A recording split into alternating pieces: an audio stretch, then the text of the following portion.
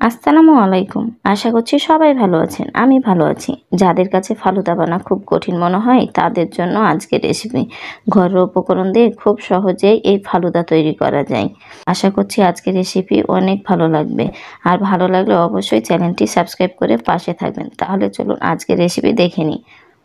আর ফালুদা কিন্তু ঠান্ডা ঠান্ডা খেতে ভালো লাগে। এটা হচ্ছে গরুর দুধ। আমি কিন্তু এখানে ১ লিটার দুধ নিয়েছি গরম করার জন্য। আর এটা ফুটিয়ে কিন্তু ঘন করে নিতে হবে। দেখেন আমার দুধটা ফুটে এসেছে। যখন হালকা ঘন হয়ে আসবে তখন আমি দিয়ে দিব চিনি। আমি এখানে দিয়ে দিলাম 1/2 কাপ চিনি। এখানে আমি 1/2 কাপ চিনি দেওয়ার কারণ কনডেন্স মিল্ক দেবো। সেহেতু আমি এখানে 1/2 কাপ চিনি দেবো। আর যদি আপনারা বেশি মিষ্টি খেতে চান অবশ্যই এখানে 1 কাপ চিনি ব্যবহার করবেন। তবে কনডেন্স মিল্ক দেওয়ার জন্য 1/2 কাপই যথেষ্ট। আমার এখানে দুধটা ফুটতে থাকুক। এখন আমি কাস্টার্ড পাউডারটা গুলে নিই। আর যাদের ঘরে কাস্টার্ড পাউডার নেই তারা অবশ্যই এখানে কর্নফ্লাওয়ার ব্যবহার করবেন। আমি এখানে কাস্টার্ড পাউডার 1 চামচ নিলাম আর পানি নিয়েছি 4 চামচ, অর্থাৎ 1/2 কাপের একটু কম পানি। যখন আমার দুধটা দেখেন ঘন হয়ে এসছে, হালকা হালকা ডিপে দিয়ে রাখবেন। তখন আমি দিয়ে দিলাম 1 কাপ গুঁড়ো দুধ। আমি কিন্তু এখানে 1 কাপ গুঁড়ো দুধ দিয়ে দিয়েছি। এখন দিয়ে দিচ্ছি কনডেন্স মিল্ক। কিন্তু কনডেন্স মিল্ক ব্যবহার করব 1/2 কাপ। আর অবশ্যই কনডেন্স মিল্কটা দেবেন। কনডেন্স মিল্ক দিলে ফালুদা খেতে কিন্তু আলাদা একটা টেস্ট আসে। দুধটা অনেকটা ঘন হয়ে এসছে। দিয়ে দিব এখানে কাস্টার্ড পাউডারটা। আর অবশ্যই কাস্টার্ড পাউডার দেওয়ার পরে এভাবে অনবরত নাড়তে থাকবেন, নাহলে নিচে কিন্তু দলা পেকে যাবে। আর যদি বাসায় কাস্টার্ড পাউডার তৈরি করা হয় তাহলে পরে অবশ্যই আপনি এখানে একটু হলুদ ফুড কালার দিয়ে দিবেন। তাহলে আপনার কিন্তু ফালুদার কালারটা খুব সুন্দর আসে।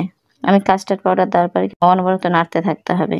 আর এখানে বুঝতেই পারছেন যে দুধটা কাস্টার্ড পাউডার দেওয়ার পরে ঘনত্ব হয়ে এসছে। আমার কিন্তু দুধটা হয়ে গেছে। আমি ঠান্ডা করার জন্য বাড়িতে পরিমাণ মতো ঢেলে দিলাম। দিয়ে দিলাম সাবুদানা। সাবুদানাটাকে ভালোভাবে ধুয়ে নিচ্ছি। আর অবশ্যই ফালুদাতে সাবুদানা দেবেন, তাহলে কিন্তু আপনার আলাদা একটা টেস্ট আসে। অনেকে নুডলস দেয়, যে যার মতো। তবে সাবুদানাটা দিলে বেশি ভালো লাগে। আর আমি আগে চুলাতে একই পাত্রে পানি ফোটাতে দিয়েছিলাম। যখন পানিটা ফুটে এসেছে তখন কিন্তু সাবুদানা দিয়ে দিয়েছি। আর অবশ্যই পানি ফোটার পরে সাবুদানাটা দিবেন।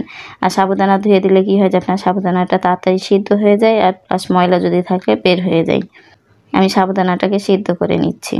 আমার সাবুদানাটা কিন্তু সিদ্ধ হয়েছে, বুঝতেই পারছেন। এভাবে সাবুদানাটা সিদ্ধ করলে পরে কিন্তু সময় লাগে না। আপনি 5 মিনিট এভাবে নেড়ে দিলেই আপনার সাবুদানাটা সিদ্ধ হয়ে আসে। আমি আপনাদেরকে একটু উঠে দেখালাম। আমার সাবুদানাটা সিদ্ধ হয়েছে। আমি এখন একটা ছাঁকনিতে ঢেলে নিচ্ছি। আর অবশ্যই এভাবে ছাঁকনিতে ঢালার পর আপনি সাথে সাথে ঠান্ডা পানি দিয়ে দিবেন, তাহলে আপনার দলা পাকবে না। আর অবশ্যই এইভাবে ঠান্ডা পানি দিয়ে ধুয়ে নিলে সাবুদানাটা ঝরঝরে হয়। আর ফালুদার জন্য কিন্তু সাবুদানাটা ঝরঝরেই থাকতে হবে। আমার সাবুদানাটা পানি দিয়ে ঠান্ডা করে রেখেছি। আমি এখন ফল নিয়ে নিলাম। নিয়ে নিয়েছি আপেল, চেরি ফল, আঙ্গুর আর তরমুজ। আপনারা আপনাদের মতো ফ্রুটসগুলো দিতে পারেন পছন্দ মতো। প্রথমে আপেল দিলাম, দিয়ে দিচ্ছি চেরি ফল, এখন দিলাম আঙ্গুর, দিয়ে দিলাম তরমুজ, এখন দিয়ে দিলাম সাবুদানা।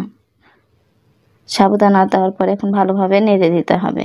আর যেহেতু ফালুদাটা ঠান্ডা ঠান্ডা খেতে ভালো লাগে, এজন্য আমি কিন্তু দুধটাকে আগে ঠান্ডা করে নিয়েছি। অবশ্যই দুধটাকে ঠান্ডা করে দেবেন, নাহলে ফ্রুটসগুলা সিদ্ধ হয়ে যাবে। আর ফালুদা যেহেতু আমরা ঠান্ডা ঠান্ডাটাই পছন্দ করি। আমার ফালুদাটা হয়ে গেছে। এখন ওপর দিয়ে দিয়ে দিব কাঠবাদাম, কাজু বাদাম, পেস্তা বাদাম। পেস্তা বাদাম দিয়ে দিলাম। দিয়ে দিচ্ছি এখন কাজু বাদাম। দিয়ে দিলাম উপর দিয়ে কাঠবাদাম। আর সৌন্দর্য দেখানোর জন্য অবশ্যই উপরে চেরি ফল দিয়ে দিবেন। দেখতেও ভালো লাগবে, খেতেও ভালো লাগে। আমার ফালুদাটা কিন্তু হয়ে গেছে। এটা হচ্ছে ফাইনাল লুক। আশা করছি রেসিপিটা ভালো লেগেছে। রেসিপিটা ভালো লাগলে অবশ্যই লাইক দিবেন। লাইক দিতে ভুলবেন না। আর চ্যানেলটা সাবস্ক্রাইব করে পাশে থাকবেন। আর অবশ্যই কমেন্ট করবেন কেমন হয়েছে ফালুদা। আল্লাহ হাফেজ।